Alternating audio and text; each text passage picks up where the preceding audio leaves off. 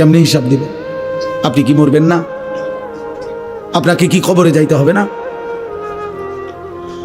এই কথাটাই আমি মনে করাই দিলাম। আমার ছোট্ট বুঝে আমি এতটুকু বললাম।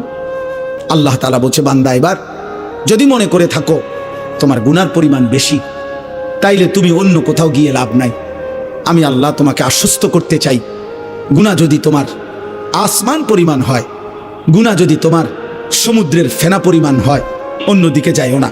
তুমি যদি শুধু বুঝতে পারো, অনুভব করতে পারো, তোমার ভিতরে যদি উপলব্ধি আসে আমার গুনাহ বেশি, আর আমার এই গুনাহ আমার জাহান্নামে নিবে, আর জাহান্নামের আগুন আমি সহ্য করতে পারবো না, খোদার কসম আল্লাহ বলেন, এদিক সেদিক না গিয়ে বান্দা তুমি আমার দিকে ফিরে আসো, আমার রহমত থেকে নিরাশ হইও না।